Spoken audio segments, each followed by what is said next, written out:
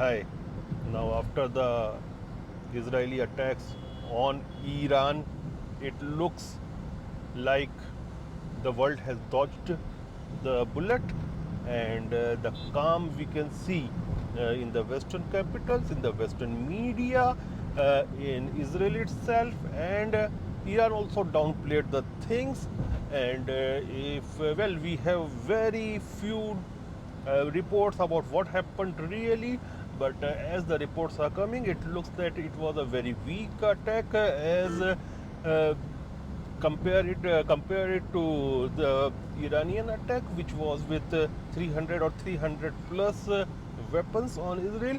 Israel went for a very low scale attack on Iran, and the reason behind that is, I think, neither Israel want a wider war with Iran, nor Iran wants a wider war with Israel, nor United States of America want it. And without the support of United States of America, Israel is in no position to take on Iran.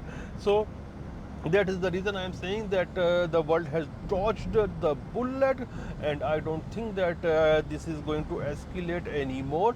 But few pointers which I have been observing in both these cases. First, coming to the Iranian attack on Israel, and we saw Jordanian Air Force.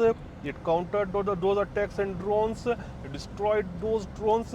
So, what was the reason behind sending those drones in the airspace of Jordan? It looks to me that it was a politics by Iran that let Jordan be in a catch 22 situation. If they allow it and do not intercept it, then they will become odds with United States, and they are very much dependent on United States of America. And if they will do it, then they will be having a very bad reputation within the Jordanian society. So it was a catch 22 situation for Jordan, in which basically Iran put them.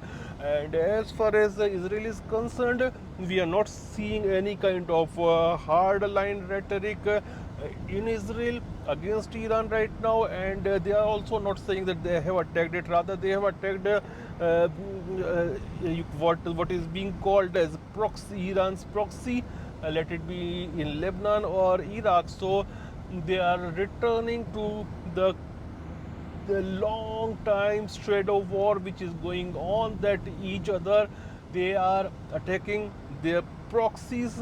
So that usual business is going on, but the world has dodged the bullet. As far as Iran is concerned, I'll say that a permanent long term peace cannot be there in that region without Iran, because see, Iran, like India, like China, like Russia, it is an old civilization state, much, and these three states, Iran, India, and Iran, India, and China, they are much more older civilizational states compared to Russia. But why I am talking about Russia?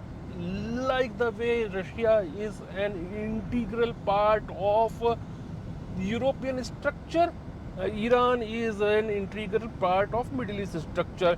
So you can't destroy a civilization. So I think now the Western capitals should also think on these lines, that there should be some kind of peace with Iran, and the easiest way is that go for a two-state solution and make peace with Iran. Israel and Iran should also make peace, but that will come once the Palestinian demand for the nationhood is met with. Thank you.